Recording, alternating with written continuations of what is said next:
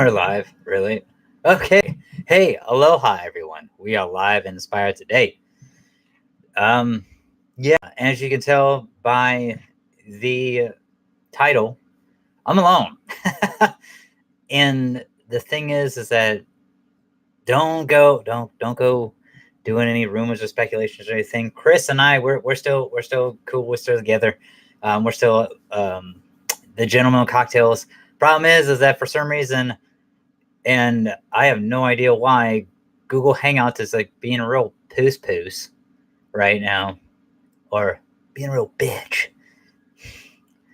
and it will not allow me to get on. And like I get on, I set everything up, and for some reason it's not recognizing my my webcam, which is crazy because it's a Logitech HD 1080p C920. So yes, C920, which is like really weird. I mean, it's been doing. I mean, it's been. Oh, excuse me. Let me seize it. Make sure I'm ultra sexy. But yeah, it's really weird that it's not recognizing anything that I'm doing and all that jazz. So, but oh yeah, let me introduce myself. I am your host, Gregory Cobrana, also known as Handsome Cobra, on the interwebs. So yeah, it's so getting back to what I was talking about. So yeah, it's and I tried and I was fumble fucking with it for at least a good 45 minutes until I'm just like, okay, I've already had to deal with one catastrophe today and had to pull a miracle out of my ass. There's only so many miracles I can do in one day, okay? And yeah, I already did one. I can't do any more. I'm all spent for this evening, so. But I did feel kind of bad because we've been kind of like on a hiatus, I guess. You could say not really. It's just I got sick last week, so I couldn't do a show. I had like a stomach bug or something. And also too, I was like really tired. I was really exhausted. And I believe it's because I tend to work out a lot. And so for the past like 10 days, I've been like just relaxing and chilling out, playing video games and just really not working out. I mean, I still eat healthy and stuff, and I haven't, but I have seen Avengers Endgame twice now, and I gotta tell you, thick Thor, or fat Thor, or as I like to call him, Hobo Thor, has inspired me. So but instead of playing Fortnite, I've been playing a little game called Tom Clancy's Ghost Recon. What is it? Wildlands. So, and also I've been playing a little bit of Division 2 as well. And yeah, it's been amazing. The reason why I got Wildlands is because this past weekend it was on sale for like 70% off. So like the standard game was like $15. The gold edition was 26. No, 25. Yeah, 26. I'm sorry. And I think the ultimate edition was like 37 or $36, something like that. But yeah, I got the gold edition, so I got a 2-year pass. I got some extra goodies and all that jazz. And also too, there's a free DLC pack or mission pack that has John Barenthal. If you don't know who that is, I'm actually his butt double, as we say in the industry. Some people say stunt double, but in our industry, it's more like butt double. So that would be Shane from The Walking Dead, or Frank Castle, the Punisher from Netflix's Punisher series. And, as you see my beautiful mug, it's like, yeah, pretty much. I get that all the time. Shane, or man, dude, you look like that dude, the Punisher man. And I'm like, oh, okay, yeah. Oh yeah, John Barenthal. Yeah, I get that a lot. Except you're shorter. I'm like, I know. It's like if I was an actor, I would have to be on like an Apple box or something, Apple cart. I'm 5'6", so I'm not that short, but still short enough to where I would have to be on an Apple cart. But yeah, so I felt really bad and sad that we're not doing a live stream today because it's just God, man. We didn't do one for MEC. I really don't want to get into that. It was just, yeah, it was not good. At least, from my perspective, it just was like, yep, okay, right. You make, when life gives you lemons, you make beef stew. Somebody told me that one time. I think it was Ali G said that. Yeah, on his show or a music video, on a Madonna music video or something. You don't know who Ali G is? That's Sacha Baron Cohen. That's how he started. Was Ali G? So, yeah. Right. Yeah.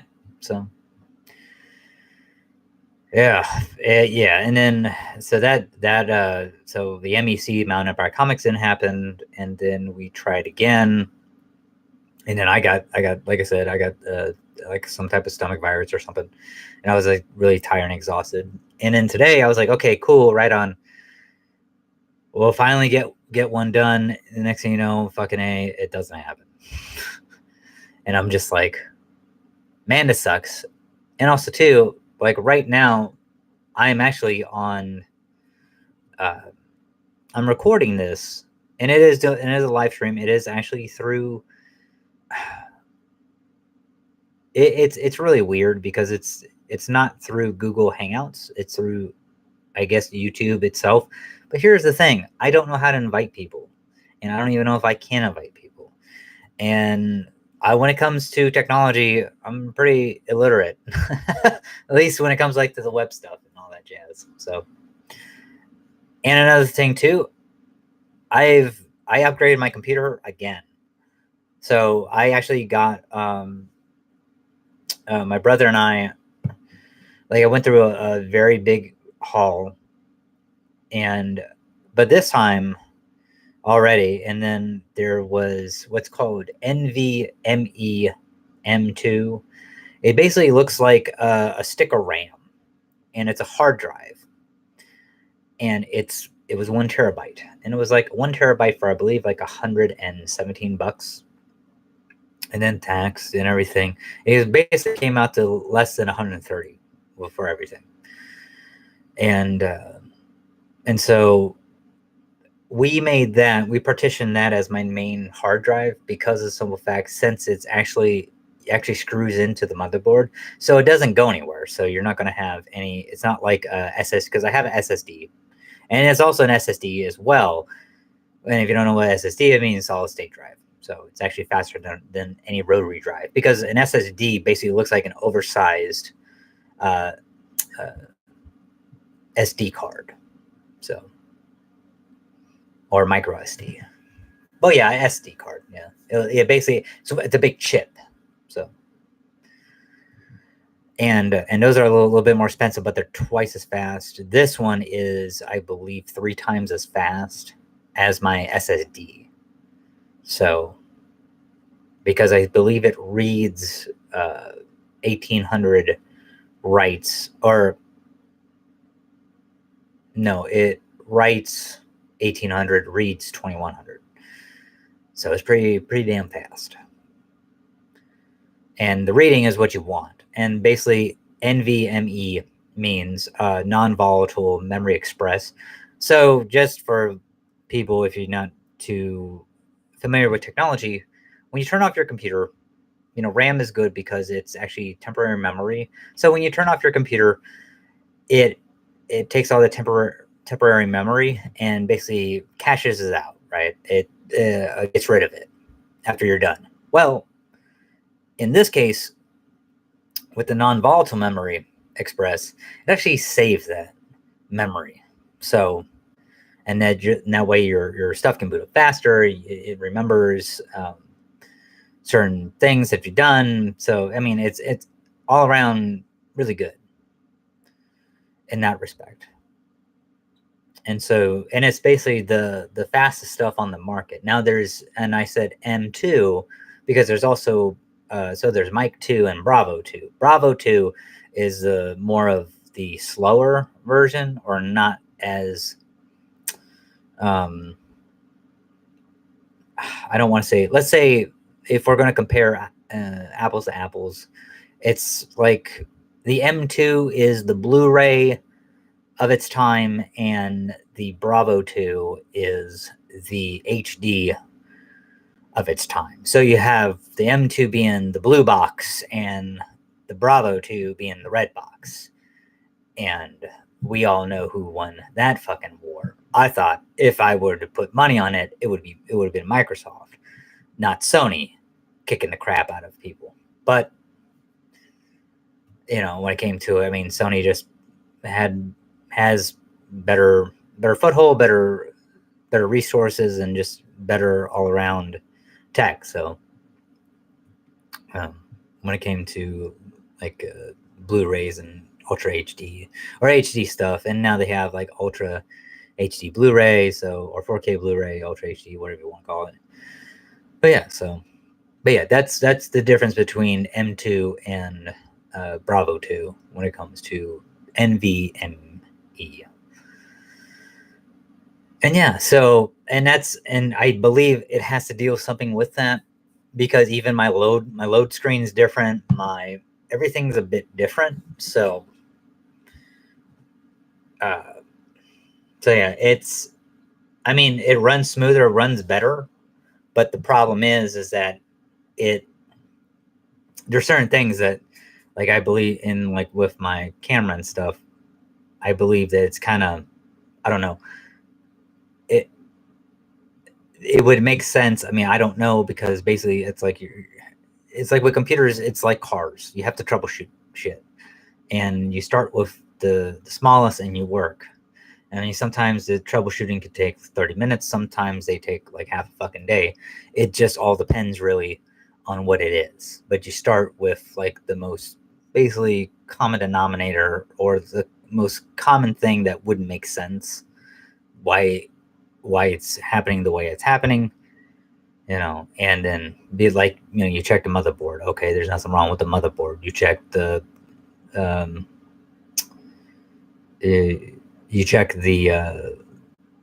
the chip, the NVMe2 chip. Okay, there's nothing wrong with that. What's going on? You check the other stuff, the rotary drive, the SSD, hard drives. You check software, stuff like that, updates. You do all that shit, and if nothing else, it's like some things it's just not compatible. So that's the other thing too, is that basically at the end of the day, it means certain things cannot be compatible. Like Google Hangouts may not be compatible with something in my system, so it's just one of those things where they're like, yeah, no, sorry, sucker. But I can't really see that, because it's just, I don't know. But it is Google Hangouts, so it's one of those things. I mean, it sucks, because the problem is that, okay, so like when it first starts, it will see like a little screen will pop up, but once it like recycles and starts to basically go into like refreshing and stuff like that, that's when my screen just goes blank, and I'm like, I don't know I don't fucking know. I mean, I've troubleshooted everything I can, and so far, and it's a process that I'm probably going to have to get into later on this weekend, but I just don't have the time nor the resources to do it right now. So so we're just going to have to miss out on Chris right now. And I know I'm talking, it's been 14 minutes now going on about this, but hey, I just wanted to give you kind of like skinny the lowdown and what was going on with that. So Chris and I, we're totally good. We're still in it, in it to win it. Here, let me move this over a bit. So, and yeah, so yeah, there we go. But yeah, so yeah, we're still going strong and all that jazz. But yeah, so things have been great. Things have been going good. I will say this: it's been pretty fascinating. When I don't work out, I tend to spend a lot of money. Which has been great. Like I said, I bought the Tom Clancy's Ghost Recon Wildlands. I bought that was on sale. So, and yeah,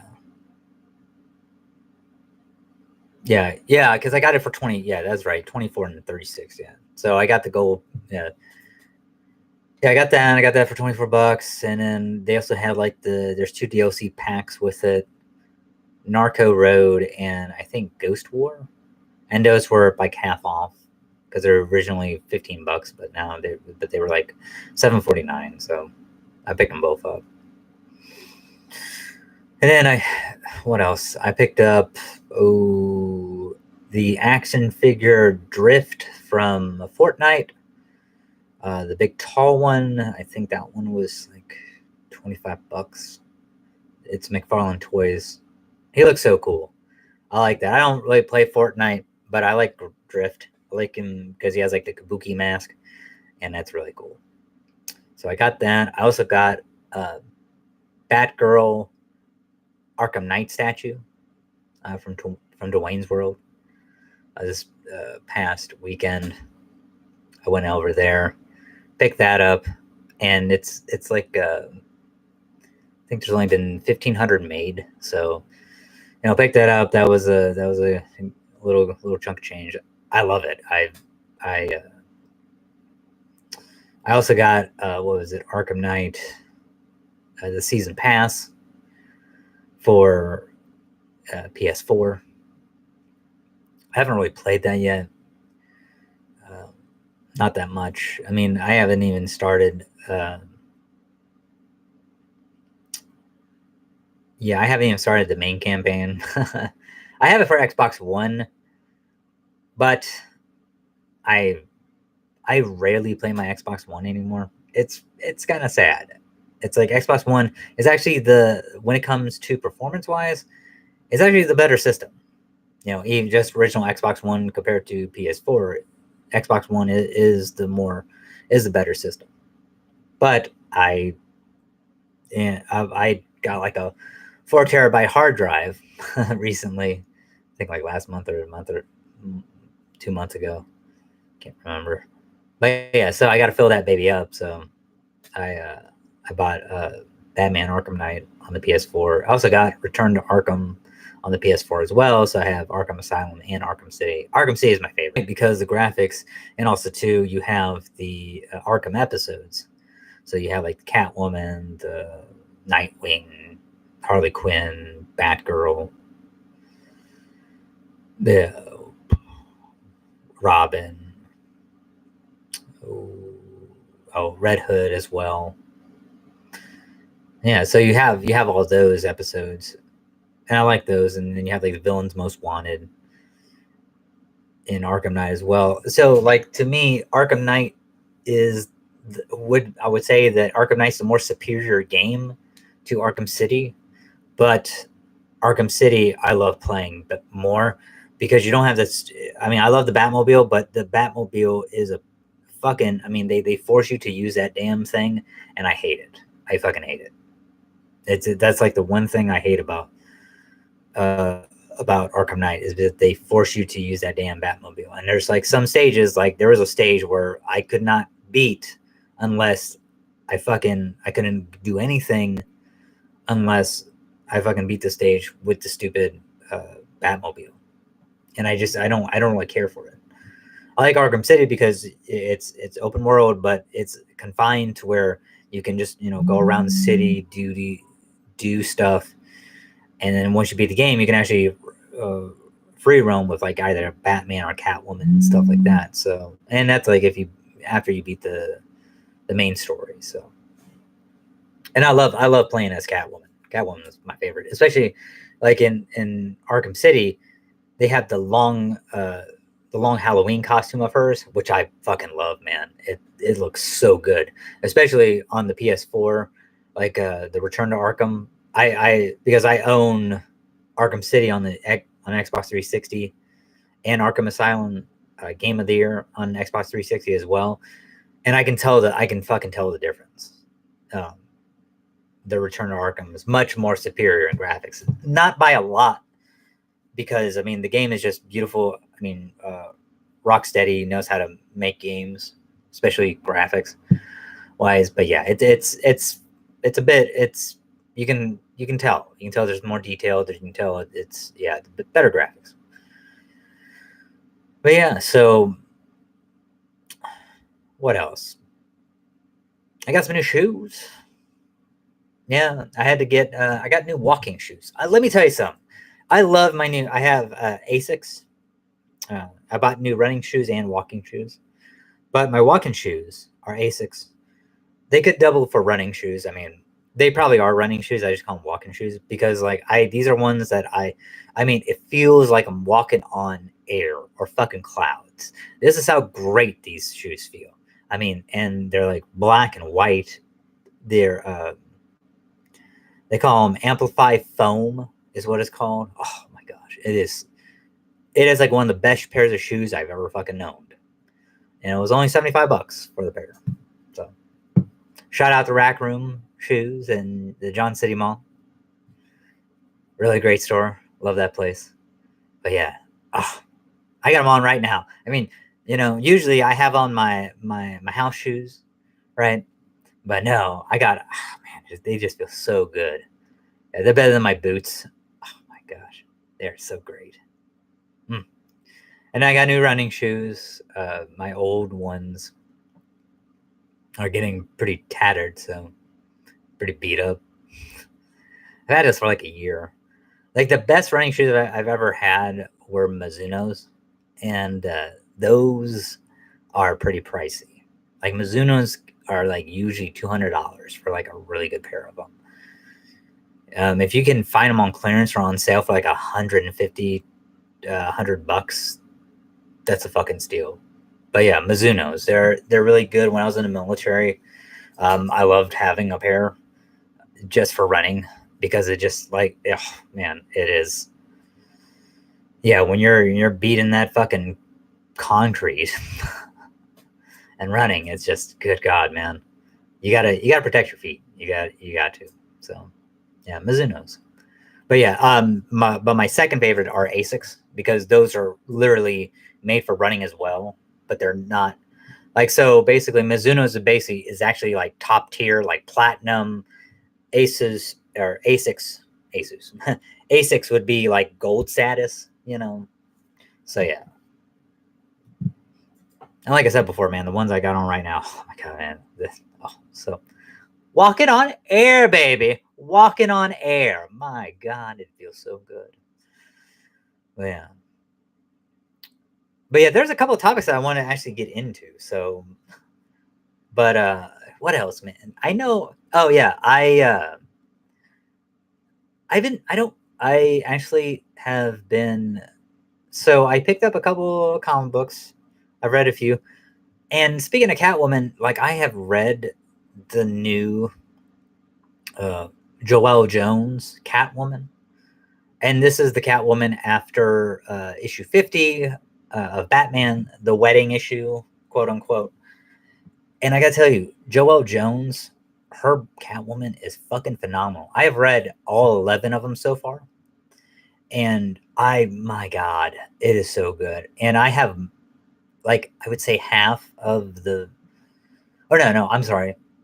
I would say I have three or four of the variant covers that Stanley Art Germ Lau, I think is his last name, Lau, Lau, Lu. I don't know how to pronounce it. I know he's from Hong Kong, and dude's a phenomenal artist. He loves drawing women too. That's what he said on an interview. And but yeah, he is. Those are such good covers. I mean, just that alone is the price of admission. Those fucking covers. I mean, like the book is $4, but I mean the covers are so great. Like the one I got, I have one. I have issue 6 that has.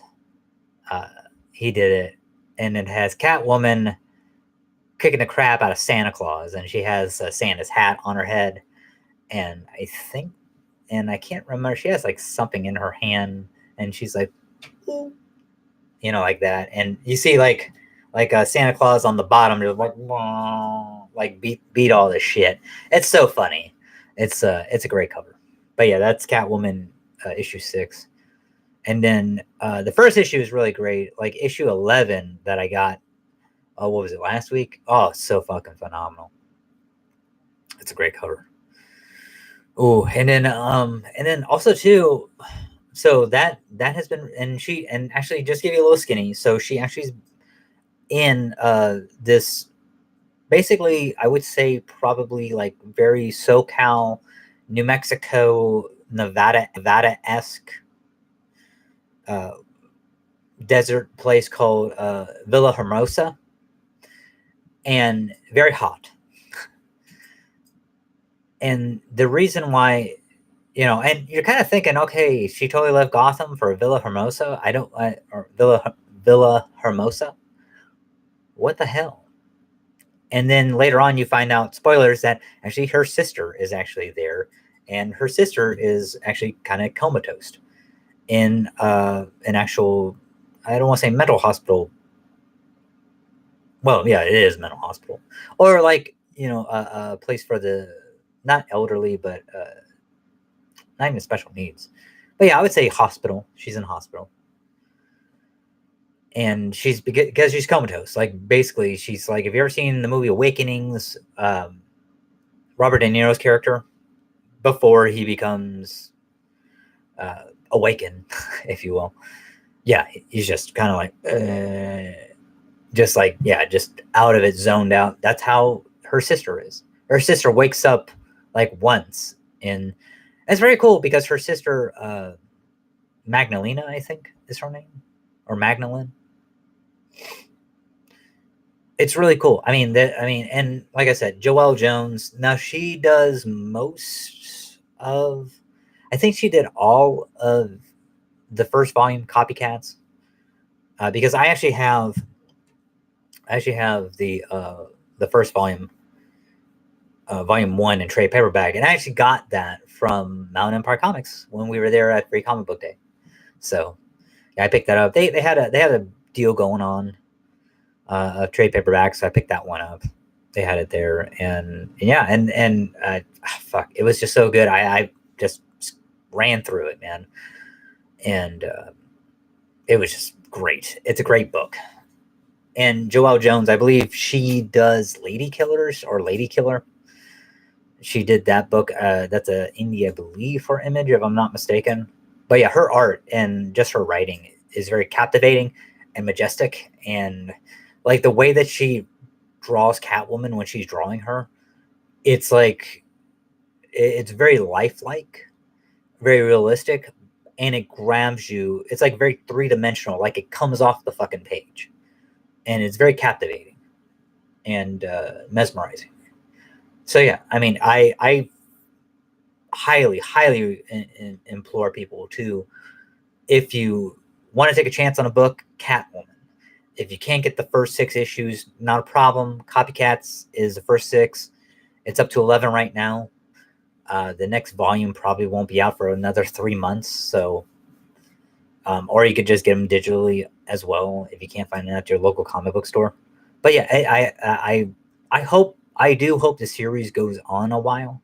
I know that Batwoman is, uh, I actually like that one because Marguerite Bennett and James Tywin IV were actually co-writing that, and it was actually really good. Like I love the first story arc, the many was it the many arms of death. The first, because Steve Epting did, I believe, like the first 3 to 4 issues of that, and drawing, and it's a beautiful book. It is just beautiful. Stephanie Hans does another book of that. If you don't know who Stephanie Hans is, she did A Journey into Mystery. She also did Thor, I believe, a couple of issues of Thor, and Angela, a Queen of Hell. She's a beautiful artist. She is just, her art is just magnifique. I love Stephanie Hans art. It's great. Yeah, even that. The plot could be shit, but just that's worth the admission, the $4, because she does both uh, covers and interior art as well, and they're both are superior to a lot of, because sometimes you see people, they do covers, but they're interior art because they're either rushed, or it's like they don't like give a shit about detail as much as they would. um, Hers, on the other hand, I mean, it's like even with like the small panel, she's very intricate, very detailed. So Stephanie Hans, if you don't know her, hey, listen, look, pick up her stuff because it's really great. But yeah, uh, Aquaman has I've been fucking reading the shit out of that. I just picked up Aquaman 48 today from Mountain Empire Comics. Got the variant cover, the Virgin cover by Joshua Middleton, which Joshua Middleton is fucking phenomenal. He's another phenomenal artist as well. His covers are great. His interior art is awesome as well. He's one where it's like you can tell like he takes more time with his covers than his interior, but his interior is still good. It's just, if he had a little more time, with his interior art. But I believe that he's one of those people where the bigger splash pages, he fucking rocks. It's just smaller stuff, like smaller panels and vertical panels, or little horizontal panels. That's where he kind of like, well, it's like it's harder. It looks like it's harder for him. Just my opinion. It looks like it's harder for him to get that detailed, but still, it's fucking great. And I love that basically now they're basically going full on Aqua Bro with Arthur, because at the end of 47 he actually gets these tribal tattoo markings from an ocean god, basically marking him as like he's not a god, but he's their champion, right? He's family to them, which is great, which is cool, which I love it. And the variant cover has that has those markings or tattoos, so it's very cool, and it's very similar in the same vein as Jason Momoa's Aquaman, Aqua Bro. It has that what is it, shell armor type, but also has very tribal-esque as well. It's a mixture, and it's very cool. It's very I love it, honestly. It's very cool, and it's all along his upper shoulders and chest and back, and it's really cool, and goes kind of like down his like the middle of his upper arm as well. It's really cool. I mean, it looks badass. I mean, it's fucking awesome. And then speaking of Joshua Middleton, he's been doing the variant covers for Batgirl, I've learned recently, and those are fucking phenomenal. And it's actually the stuff after Burnside, Batgirl. So yeah, Burnside Batgirl, which a lot of people like the Burnside Batgirl stuff. I don't really care for it. But now she has like a more traditional like Batgirl costume that it's very, very homage to the old school blue and gray Batman costume, but hers is blue, gray, and yellow. Well, I mean, he had like yellow around the insignia, but like hers is more like she has like yellow boots. Her insignia, I believe, is yellow as well. The suit's gray. She has a blue cape, and her domino mask is blue, and she has like little bat ears that kind of go around the domino masks that kind of point up, and those are blue as well. And it's really cool. I mean, it's just, and I got what was it? I got the last issue. I'm actually getting the number 34. I got that variant cover of Joshua Middleton. I'm getting 35. That's coming out next week. Joshua Middleton. I'm getting that one. I got number 28 of Batgirl, which that is Joshua Middleton doesn't do the cover, but it's kind of like it's one of those like folium or chromium covers. Folium covers, and it looks great. It's really badass, and it has her like jumping down off top of a roof, and she's like just like looking all fierce and badass. and yeah, just full of badassery, and it's great. It looks fucking phenomenal.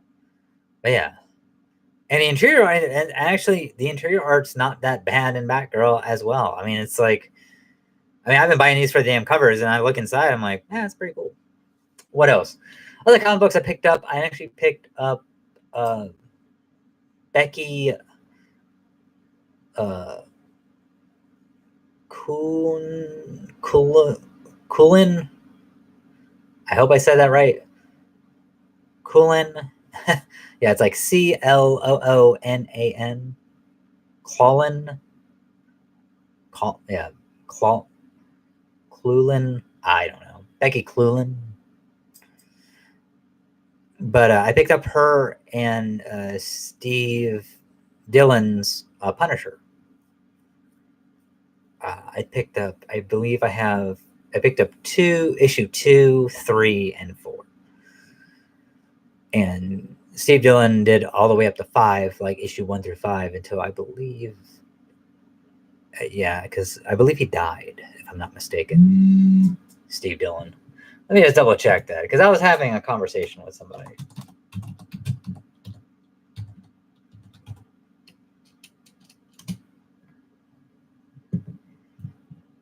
Yep, yeah. Yeah, he died October 22nd, 2016. So, yeah, because, yeah, he's best known for Preacher and, you know, the interior art in that. And I don't know.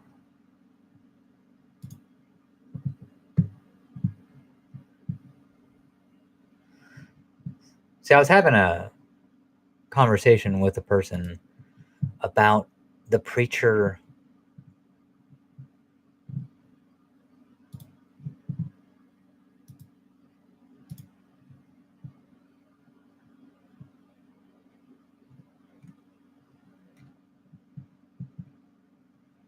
trying to see.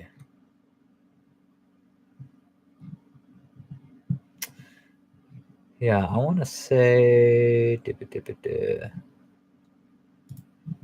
Okay, so what I was trying to figure out. Hold on. The Preacher cover artist. That's what.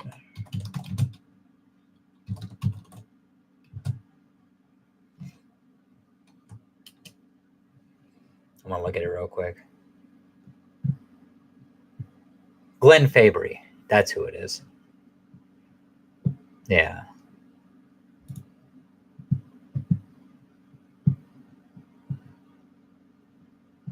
So yeah, Glenn Fabry. But yeah, really good artist. Also too, yeah, it's at the.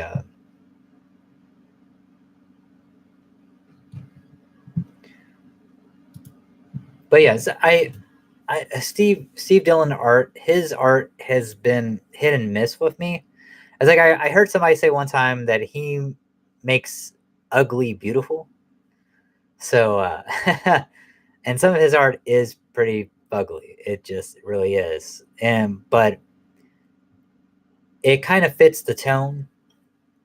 But the thing about it is that now with the Punisher series that he did, Declan Shelby actually did the covers for that, and I actually picked up the Punisher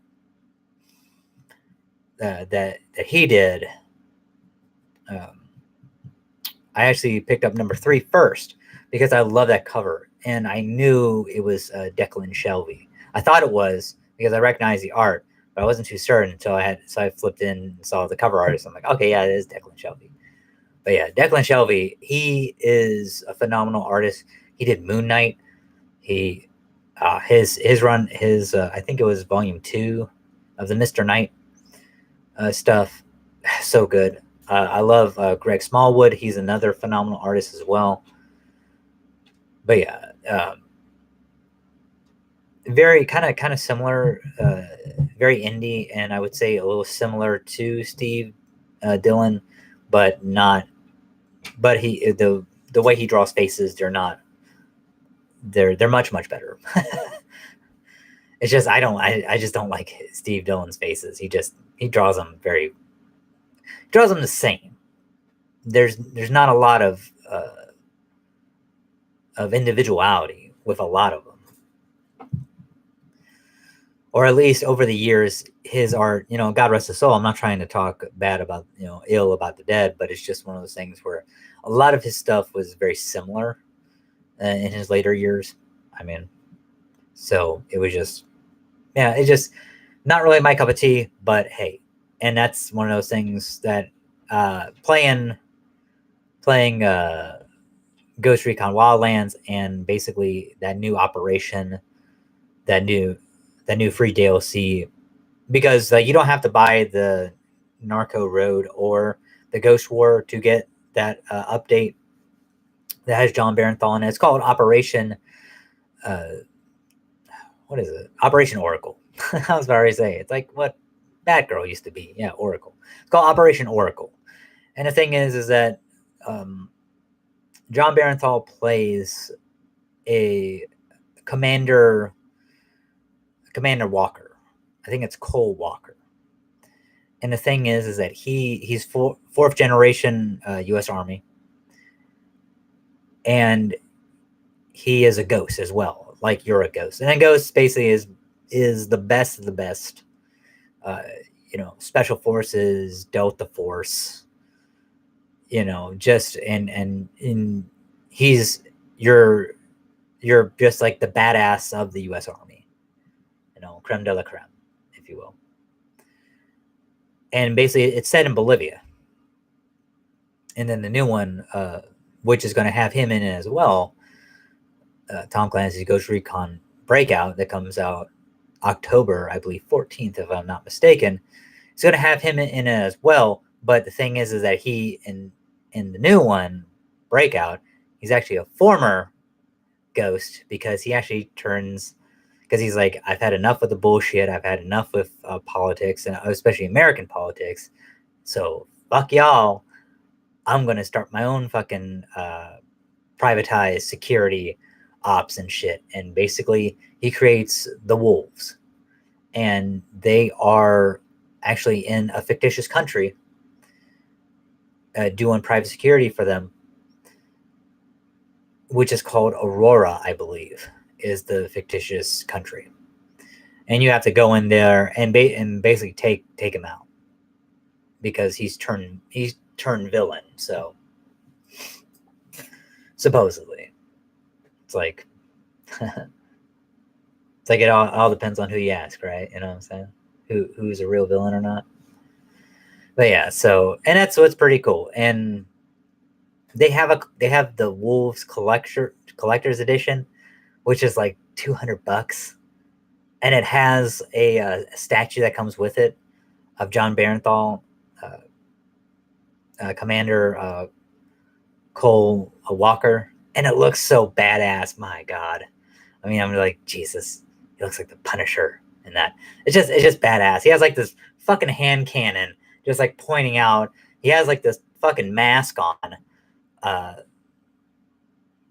He has like this duster, or not duster, but this like poncho with the hood on it, and then he has this fucking like assault rifle from hell. It's like, my God, just hanging down, straight down, while he's fucking pointing his fucking hand cannon out and just fucking about ready to fucking raise the dead and raise some hell.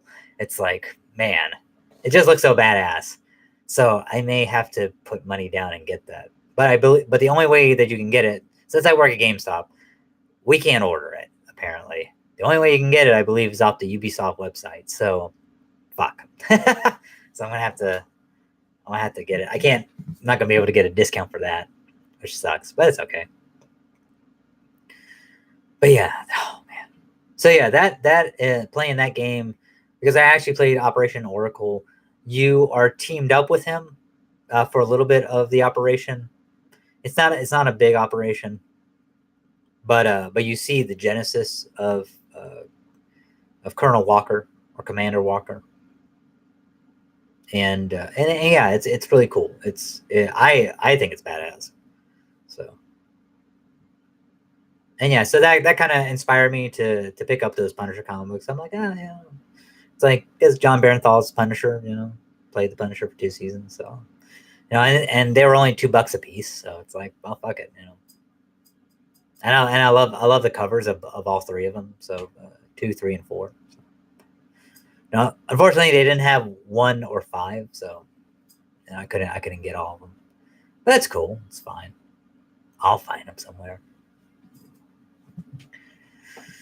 Maybe at like a con or something. Maybe at RobCon. Find them in like the dollar bin. Pick them up. But yeah, let me see. What else?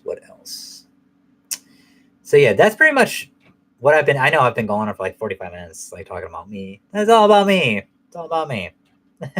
But yeah, so I am going to get into some topics, and I'll probably go on maybe 30 minutes or so. It all depends on how I'm feeling. I mean, I'm feeling pretty good. I mean, but there is some stuff that I want to get into. Okay, so this is some shit that I wanted to talk with Chris about, because okay, so I'm still playing Injustice 2 mobile, and I fucking love the game, but I'm just coming to like I'm not playing it as much. I mean, I am, but it's more of a grind now because my characters are getting up levels, and it's like, and I don't do that pay to play stuff shit. No, it's like I'm like, no, you're not gonna get my money. But see, the good thing, but see, here's because I don't like that games as a service shit. I really don't.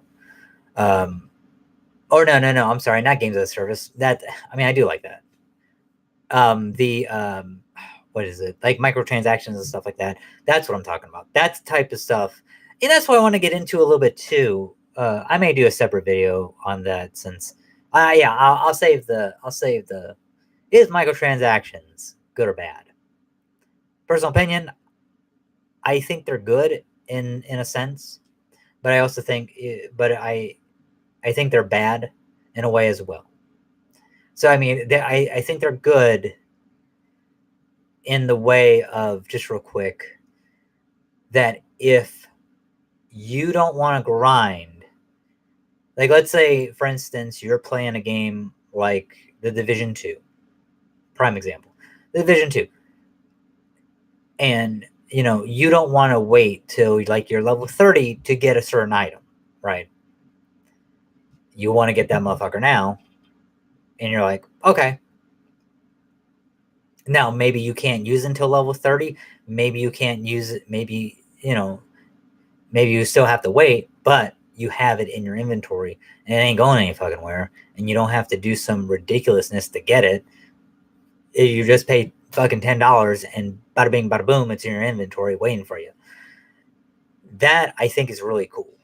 That type of stuff. And in Division 2, you can find certain things, certain items in the game where they're not just exclusive to, like, if you bought, like, a lot of the cool shit I'm talking about in the game. Now, there is some stuff that if you have, like, a first patch, you had to be, like, an early adopter. You had to be one of the people that pre-ordered it and stuff like that, or within, like, the first 100 days or whatever. But you had to be, like, one of those people. And that's understandable. That's stuff that, hey, that's a specialty for those people because they were diehard fans probably of the first Division.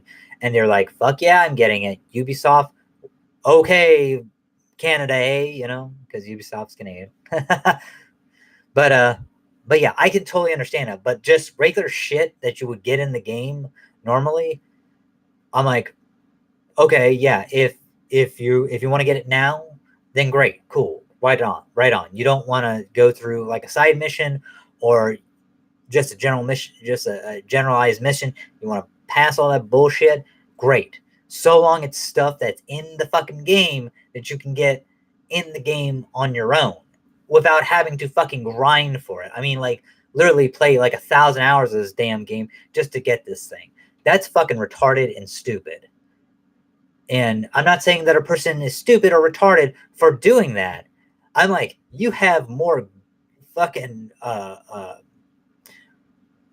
fortitude, even testicular fortitude, than I'll ever have, because I don't have the patience for that shit. Like, if I really want the fucking thing, right? I mean, if it's just something I'm just like, oh, okay, I'm just casually playing, I get to 1,000 hours, I get this fucking reward. Oh, okay, well, shit, damn, I didn't realize that, that happened. I just really love playing this game. I've played it for 1,000 hours now, and what I do, equip that bad boy and keep on fucking playing, right?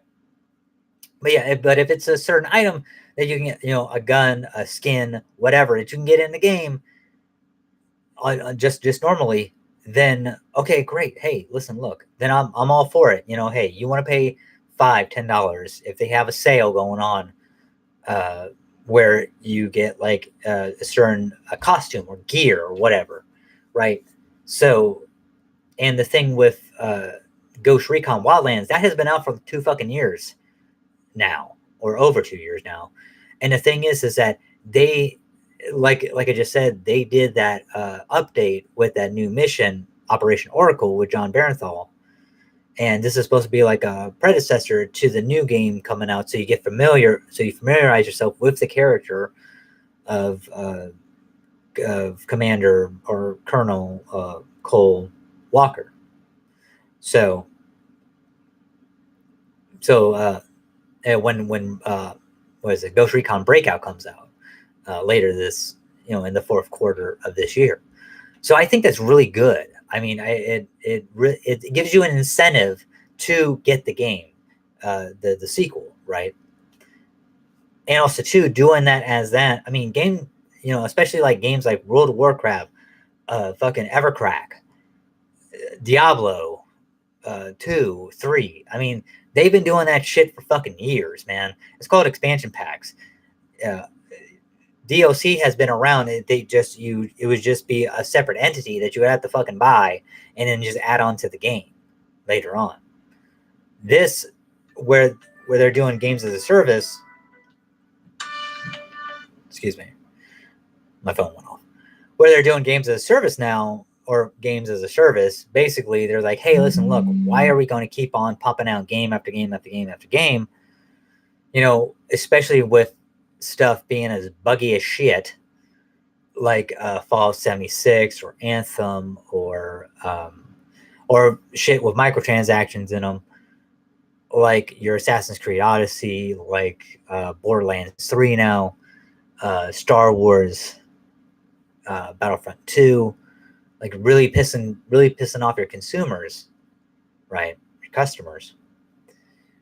Why don't we just be like, hey, let's pump the brakes on this shit, and we have a great product. The graphics are top notch, especially with Ghost Recon Wildlands, because basically nowadays we're getting to the pinnacle of, we're not there yet, but we're getting close to the pinnacle of graphics for games. I mean, just like 2D graphics, right? I mean, unless you do like fucking VR and shit, right? But for just 2D graphics, we're getting to the fucking summit, right? And there's not a whole hell of a lot more you can do except for like processing wise and stuff like that, making polishing them, making it faster and all that jazz. But just graphics on a whole, there's not much you can do more. So we're getting there. I mean, probably within the next 10 years, I would say, yeah, because shit looks, I mean, because Ghost Recon Wildlands, like my fucking female Nomad, because that's your character, Nomad. My female character, she looks fucking, I mean, damn, man. I mean, she looks fucking real. Like, I mean, she has like fucking, she has 2 full sleeve tats, but on each arm, like fucking I do, man. I mean, and she has like an undercut, and she has like she's a ginger with red hair. I mean, badass looking bitch, man. I mean, just fucking, she's tough as nails, man.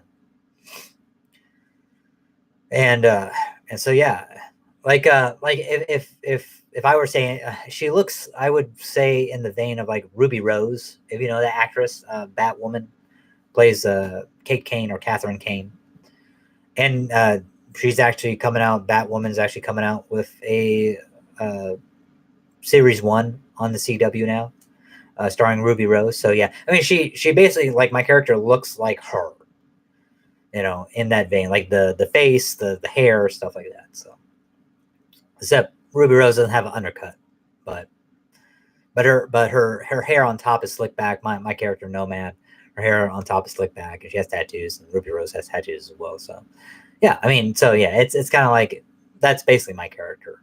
It's not to a T, but just similarities. So, and that was kind of by accident. I just saw that. Okay, yeah, she looks badass there. Okay, two full sleeve tats. That's badass. And I'm just like, holy shit! I just made Ruby Rose, man. I just made Batwoman. I mean, it was just I don't know, man. Maybe it was something unconscious, unconsciously, and maybe that was in my brain. I don't know, but yeah, yeah. But that game having that mechanic in it to where you have a great product, and Tom Clancy stuff. I mean, that shit sells. Ghost Recon has always fucking sold. I mean, I remember Ghost Recon ever since fucking back in the day. You know, um, so yeah, Ghost Recon's been around for a long fucking time, and Tom Clancy stuff has been around for a long fucking time as well. I mean, Tom Clancy is a fucking brand. So, and it's good, stuff as well. And yeah, so having a product like Wildlands and just keep on adding stuff. Now maybe they won't add more stuff since Breakout is coming out, but you never know. They may add more stuff, right? I mean, Star Wars Battlefront 2 has been doing that as well. I mean, more of a games as a service, right? With the Clone Wars skins and all that jazz, and maps and updates and stuff like that. So yeah, the games as a service, I actually think is a smart move, a smart idea, especially when your graphics look top notch and they're not like shit from the fucking PS1. My God, I mean, yeah, just certain elements of that, it just looks of the PS1. Looking at games now, it's like Tomb Raider and shit, like the original Tomb. I was like, my God, yeah, it did. They just fucking suck. I can't believe that. Yeah, these were like so spectacular at one point, and like even when I was like a teenager, man, I mean, it's like holy fuck, what, because I mean, the only thing I would say, the Metal Gear Solid, I still say, uh, Metal Gear Solid 1 on the on the first PlayStation, PS1, was fucking. This graphics are still badass to me, man. They're still badass, and that's probably because I have deep seated nostalgia for that. But still, I mean, they're still badass to me. So yeah, but yeah, I know, I kind of went off on a bit of a jaunt when it comes to that stuff. But yeah, that's. But yeah, I'll get more into microtransactions and whether or not they're good or bad in another video. But what I kind of want to talk about is actually the character of Cyborg, especially like the character Cyborg from the Justice League movie. Ray Fisher, who is the actor who plays Cyborg, and I kind of find this very fascinating too, um, because of some fact is like, okay, Cyborg is actually a fascinating character who you have not had the best writers for Cyborg, and they don't really tell very compelling stories. I'm sorry. And you don't have the greatest artists on there as well. That's the other thing too, is that you got to have a great writer artist combination. I mean, I don't know if Jeff Johns has done Cyborg yet, but if he has, then he probably hasn't done the character justice. If he hasn't, maybe you should give this character a shot, a crack. I don't know. But I will say that the reason why, and I just was thinking about it because, okay, so like I play Injustice 2 mobile. The character of Cyborg in that game, the Justice League Cyborg from the movie, that character is fucking powerful as shit. I mean, he is fucking powerful. Like, I go up against anybody, and I'm just fucking dominating him. Now he is a gold character, and that could be one of the reasons why. But still, he's fucking powerful. And it got me thinking. And I was like, about the tragedy of Victor Stone and what happened to him and stuff like that. Here's the thing, though. Okay, so his body, like fucking 90% of his body is from New Genesis technology, or New Genesis or New Gods technology, right? And it's way more advanced than anything on the planet Earth, or probably out in any other planet alone, right? Because these are new gods. These are gods. And they have technology. And the thing is that technology, especially in the movie, is meant to destroy, terraform, but also rebuild as well, as we saw at the end, where it made organic life in that one Russian city that I guess was supposed to be Chernobyl, or Chernobyl-esque, right?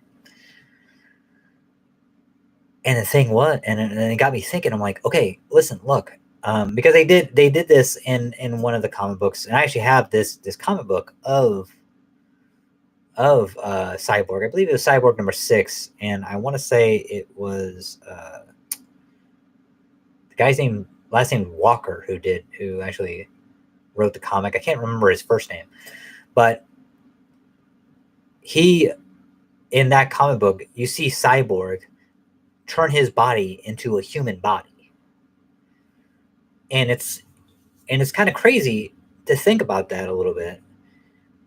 Because at first glance you're like, okay, how the hell can he do that? But it makes sense, because basically the new gods technology, or New Genesis technology, is the mother box is inorganic, right? So it's like a metal, but it makes sense that you can take that metal and turn it into a living, breathing, organic material, right? Because it did those properties, made that elemental shift, created new atoms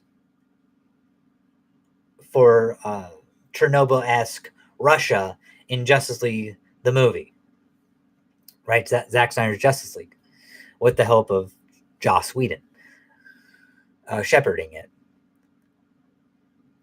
But it makes sense that Vic Stone could do that to his own body. But the thing is that he looks at himself as a fucking monster, right? And also, too, we're human beings. We don't have the mental capacity. We don't even know, right, about fucking New Genesis technology. We don't know that shit. It's like, it will probably take like fucking 2 decades, or maybe decades, plural, for Vic Stone or even his father to figure that shit out. If his father doesn't like die within like the next 10 years or so. You know what I'm saying? I mean, in the comic books or whatever. But that's what I'm saying. It's one of those things where we're a human being. He's a human being, right? He doesn't have the fucking know-how and understanding and logical reasoning and deduction of New Genesis technology. The closest person who would probably would be Batman, but even he he couldn't just do on a computer, make a fucking cocktail, give it to him, inject that shit in him, into his fleshy bits, aka his organic parts, and then next thing you know, oh shit, he changes organic, his inorganic parts become organic parts, and he can transmutate those into inorganic parts as well, right? Because we've seen that in Doomsday Clock with Firestorm, right, where he transmutated a child made of glass and transmutated their atoms, because he can transmutate inorganic stuff, but that was the first time he transmutated something that was organic, or had been organic, into another organic part, right? Or inorganic to organic. That's fucking cool, man. And And that made sense to where, yeah, Vic Stone could do that. He needs time. He needs to study. He needs to understand the technology. He does not have the knowledge nor the understanding of what he has become, or the technology that has overtaken his body. But he could be a very powerful motherfucker. He's not just the guy who's watching the fucking watchtower or in charge of the Teen Titans. Right? He could be a very powerful player.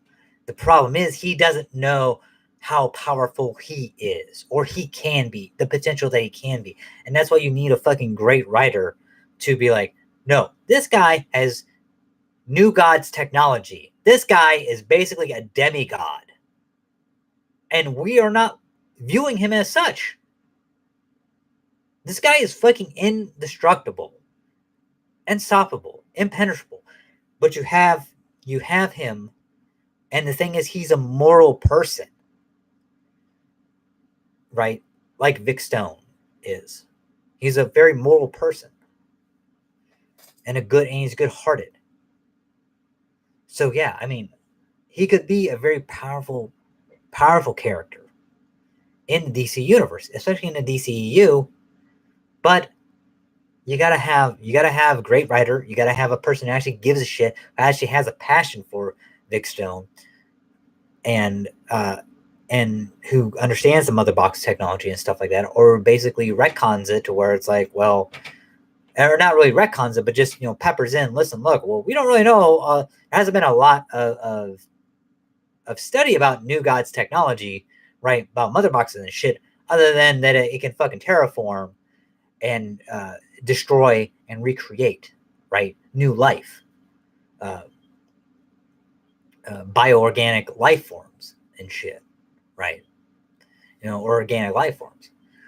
So yeah, I mean, that to me is some powerful shit, and that's one. So yeah, everybody fucking, and I used to be like, man, Cyborg ain't shit, but man, that right there, what Zack Snyder did with that character, it's like what James Wan did, taking the ball and running with fucking Aquaman. Motherfucker like me, I'm not a great writer, but man, I would take I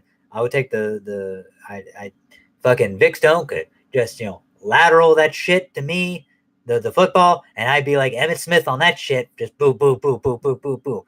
Fucking do some Barry Sanders action, man. Just shake and bake, baby, and then just woo, do a little spinneroonie, and then just go to the fucking goal line and just keep on fucking going like Forrest Gump. Never look back. Hell yeah, man! I would write a good ass fucking to where people would fuck. I write that shit. I give it to Jeff Johns. I just draw like a fucking. I would have like a outline, a rough draft. I have like a draft or an outline. Be like this, and this. You go ahead, Mr. Johns. You do your thing. Like a chicken wing on a string. And that's exactly how I would do it. But yeah, and yeah, man, it's just it's just so good. I'm so jazzed. That'd be great, man. It's reinvigorating. But yeah, so yeah, Cyborg, kick-ass character. Don't make fun of him no more. It's kick-ass, man. It's new Genesis technology, New Gods technology. Better than Superman. Fuck, so good. But yeah, and then okay, so here's another one. We have Shazam, and only in parentheses, only made worldwide $360 million at the box office, right? And Zachary Levi was at, I believe, a con, and he was talking about like how he doesn't know if there will be a sequel to Shazam. So like Shazam 2. I mean, they haven't talked to him yet about it, but he basically said, hey, listen, look, wherever DC wants me in Justice League, in whatever movie, I'm totally there. But I haven't got a call yet about a sequel to Shazam yet. I hope to God that they do a sequel to Shazam. It made money. It didn't make a lot of money. I mean, the budget that they had, it was $90 million. So it made money. It made money. Marketing, everything. The movie made money. Problem is that it didn't make that crispy fucking Aquaman fucking $1.1 billion, man. It didn't make that shit. It didn't make that Batman v Superman money. It didn't make that Wonder Woman money. But we're talking about a motherfucker who was named Captain Marvel, Billy Batson, who is Captain Marvel, Billy Batson, Shazam. And not a lot of people know that character. So it's like you're taking a risk with that character. So, but now I think, since it was highly praised by critics and fans alike too, that basically that gives you credence to do another one. Around the same budget. I mean, The Rock's going to be in it, so playing Black Adam. So it's like, yeah, fucking, it's time, man. They should do another one. But yeah, I mean, and I do have high hopes that they will. Not just because I love the movie and I really like the character of Billy Batson, but hey, Mary Marvel, Mary Bromfield, that's my lady. She's totally better than Billy Batson, But yeah, because I like Mary Marvel better than Billy Batson, so or Captain Marvel, Shazam, Billy Batson. Just because of like in the comic books, because of what was it, 52, or Countdown: The Final Crisis. Like I said before, like I've said this before. She joins the Black Adam family, and Black Adam actually gives her his powers at one point because she wanted to be a superhero so much, because she wanted power so much, is that he gave her all of his power and said, and basically she was like, why did you do that? Because you wanted it, and he basically said, listen, look, I've been here a long time and I'm pretty much fucking tired. You take over. And that's what's badass. And yeah, I mean, she just starts wrecking shop, man. And yeah, she's a badass character, man. Like Mary Marvel. So, but yeah, so yeah, I will be looking forward to that. Hopefully, fingers crossed that they do another Shazam movie. I hope so. I really am looking forward to that. And then let's see. I talked about comic books. What else? There's nothing really much else except for the microtransaction stuff. Like I said, I will make a separate video for that, because I also want to talk to Chris about that too, get his viewpoints on microtransactions and stuff like that. But yeah,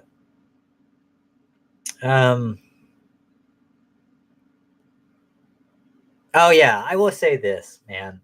Okay, let me tell you something. I've been watching Game of Thrones at my brother's place. I'm gonna watch the new one, episode, what is it, 5, The Bells, tomorrow at my brother's place. And 2 and 5, because I haven't seen 2 or 5, but I've seen 1 and 3. Yeah, 1, 3, and 4. Yeah. But it's just one of those things, dude. Dude, it's a fucking show. Okay? It's a fucking show. It's entertainment. I'm sorry. There's worse things in the world to get mad and pissed off about. If you don't think a certain character should have done that, or shouldn't have been that, or shouldn't do a certain thing because it's not of your taste or your liking, or you believe it to be out of character or not of a character. I've said this before too, right? About, Man of Steel, where it's like, not my Superman. My Superman would not do that, would not, snap at his father. That would not have been the last thing that he said to his dad. His dad would have died of a heart attack too, not a fucking tornado. He would have died of natural causes, something that Superman had no power or control over. He has all this power, but he couldn't do a fucking thing when it came to saving his father, because what happened? Fucking Mother Nature took his ass. He died of natural causes. Even I get that way about that, right? But I'm like, it's just a fucking movie, right? Man of Steel. It's like that's the only. I still love the movie. I still love Man of Steel. I got it on fucking Blu-ray, and I love that movie, right? But it's just a movie. It's entertainment. So people, get the fuck over it. It's like, who cares? George R.R. Martin is fucking at a damn McDonald's, fucking stuffing his fat face with hamburgers and hot dogs and fucking chicken McNuggets, 100-piece chicken McNuggets, and a motherfucker has like clogged arteries and shit. I mean, I'd be surprised if he finished those damn books before he fucking falls from a heart attack and dies, or some shit. Gets clogged arteries, strains out a massive shit and dies on the fucking pot like the king himself, fucking Elvis. I wouldn't be fucking too damn surprised. If the man really cared about his health, the man would get on a fucking diet plan. The man would exercise. The man would try to do some shit. So yeah, who fucking cares? It's entertainment. Let it go. Honestly, I've liked what they've done. Even though I haven't seen 2 and in the last episode, I've seen clips. I've seen stuff all over the fucking YouTubes, all over the fucking social medias, all over the shits. Okay, I know. I like that Gendry and Arya got together. I like that that Dany basically fucking saw the Red Keep, and what happened? She went fucking not total psycho, but she was like, "Fuck this," because she didn't have to. I mean, she kills Varys, who betrays her. She doesn't have her advisors with her advising her, right? She's a young person. She's 23 or 22, right? She's not, and just seeing what she sees, especially the Iron Throne as her fucking birthright, as her divination, as divine intervention, right? That she's destined to rule because it's her fucking birthright. It's not like Avengers Endgame, where basically, Thor is trying to be the person he's supposed to be and not really the person that he wants to be, right? Except for at the end, he's like, fuck it, I'm going to be the person that I want to be, that I choose to be, rather than the person I'm supposed to be. See, she's going the total fucking opposite direction of that. What she's doing the 180 of that logic, and I like it. I think it's fucking great. If you got problems with it, then fuck, man. I mean, and let me tell you something. Like, here's another tip. War is fucking ugly. Innocent people die all the time in war. And if you ain't never been in war, well, good on you, but don't criticize the shit. I mean, if you can do such a better fucking job of writing it, then you fucking make your damn fan film like, Star Wars Theory or whoever the fuck, and all these other fucking, fans who do their fucking shit. Make your own damn. I mean, I guarantee you, no one's gonna see it as canon. Nobody.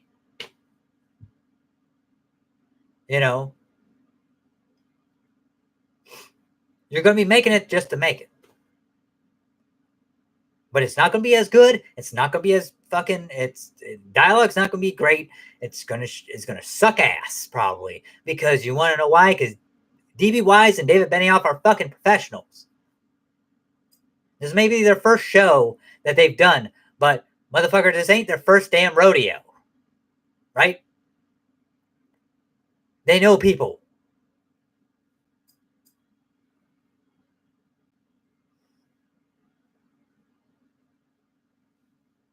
So yeah, get over it. It's a fucking show.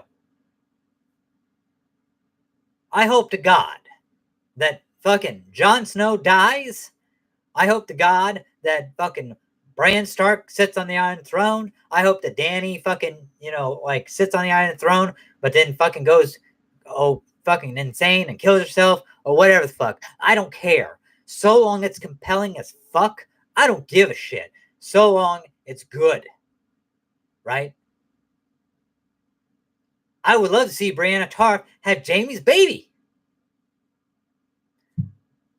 Because, he pumped her full of spunk at least twice before he set off and got fucking concaved with what's her nuts in his hand, in his arms, Sister Cersei. So yeah, And also too, Missandei, what'd she say? Fucking Dracarys, Told fucking Dany, burn them all. And then what does the mountain do? Chop lops off her fucking head, man. So yeah, I don't blame fucking Dany, Daenerys, Stormborn, Targaryen for doing that stuff. I don't blame him one damn bit. Not one damn bit. I don't blame Grey Worm after the motherfucking Lancer dude throws down his sword. Grey Worm takes the fucking spear, throws that shit. He's like, fuck you, bitch, we fight. Because my lady, my ride or die chick, fucking died at the hands of a fucking Queensguard son of a bitch named the Mountain. So yeah, hey man. Ain't no prisoner of wars here, baby. Hell no. No quarter. No fucking mercy. So yeah, you got problems with that? Fuck it. Kiss my white hairy ass.